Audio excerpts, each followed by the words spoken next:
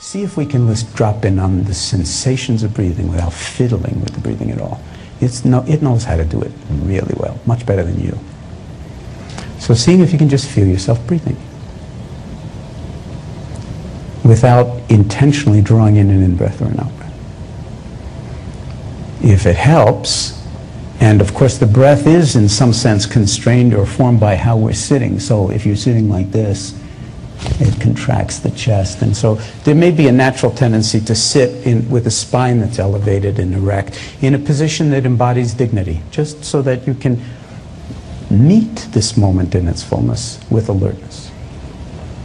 Whatever that means to you. It could be lying down, doesn't have to be sitting, it could be hanging from your toes from the ceiling. And let's see if we can feel the breath, not think about the breath, but just feel the breath moving in and out of the body. As if we were, in some sense, approaching a shy animal sunning itself on a tree stump in a clearing in the forest. It's like we want to approach gently and just drop in and ride the waves of the breath in the body, maybe down in your belly, where there's all sorts of stuff going on the in-breath and the out-breath. You're not breathing deeply, you're not pushing, you're not pulling. And if you like to concentrate more, focus on the abdomen or wherever the sensations are most vivid, I invite you to close your eyes if you care to. It's not at all necessary. And just ride, surf on the feeling, the sensations of the breath moving in and out of your body, moment by moment by moment. And let everything else going on in the mind and in the room, sounds, everything, just be in the wings. You're not suppressing anything, you're just featuring the breath, center stage in the field of awareness. As if your life depended on it, of course, which it really does. In more ways than one, in more ways than you can even think.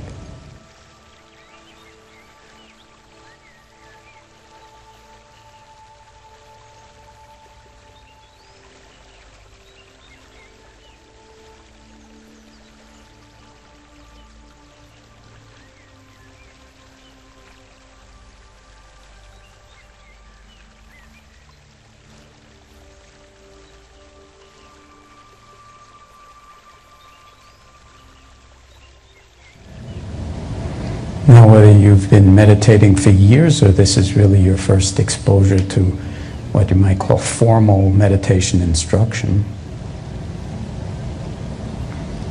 it doesn't take long before you realize that having just given yourself this very, very simple assignment to feel the breath moving in and out of the body and resting in that awareness, attending to the sensations, that the mind kind of has a life of its own, and it won't just stay on the belly or the nostrils or wherever you're following the breath. And it'll start commenting on your experience. Like maybe you're already wishing you hadn't come and looking for a graceful way to get towards the exit while our eyes are closed. Or that this is stupid and boring, and how could this tap into anything useful? Or the mind may just kind of drift off into reverie, or thinking about how much you got to get done by the end of the day, and going through your to-do list and maybe getting more anxious. Or feeling so happy you're here that you don't want to go back to work and thinking you'll take the rest of the day off. Or whatever it is, you've lost touch with the breath, that's for sure. So it's important that you know, whether you've been meditating for 50 years or more, or this is your first experience of it, that this is just the way the mind is. It's normal. There's nothing wrong with you. And it's not like, oh, you'll make a bad meditator because your mind is unruly. It's the nature of the mind. It's just like the Pacific Ocean. It waves depending on the atmospheric conditions. But even when it's like at its most tumultuous, if you learn to drop down 20 or 30 feet under the water. There's just gentle calmness, undulation, stillness, and it's always present. And it's the same with the mind. The surface of the mind can be very agitated, embroiled in thought and emotion. But awareness itself is like the depths. And although we've never been exposed to this in any systematic way, you can learn by just coming back to the breath over and over and over again that it's not about the breath, it's about the awareness that includes knowing that your mind wandered in the first place and what it got embroiled with. So the added instruction at this point would be, anytime you notice that your mind is no longer on your breath, let your awareness take note of what's on your mind. Sooner or later it will, and you'll have a little mini realization, oh my God, I'm supposed to be on the breath? And I thought that was so simple to do, and I've been off someplace for who knows how long. Not a problem. Guess what? It's still now. So in this moment, just your body's still breathing. Can you reconnect with featuring the breath center stage in the field of awareness?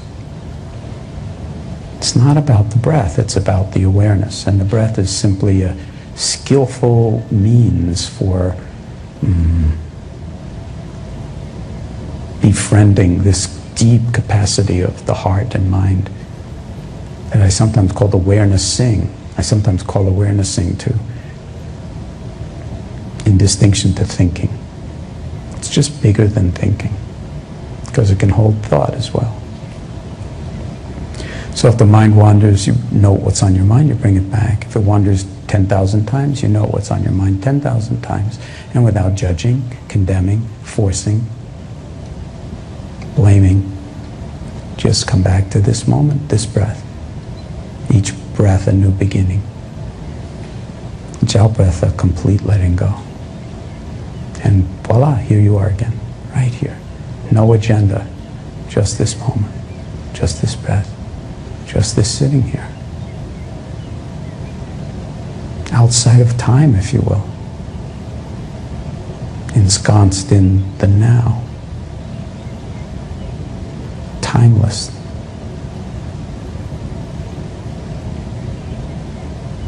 In awareness.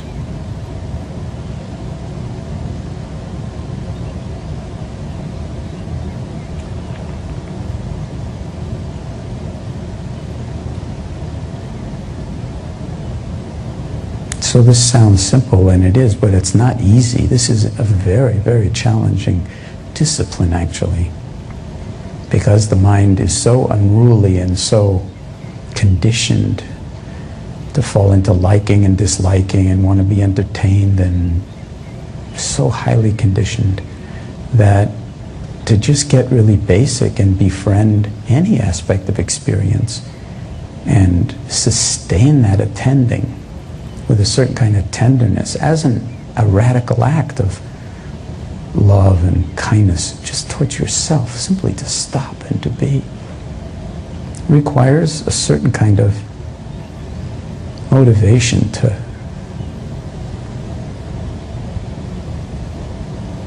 befriend your experience in this way.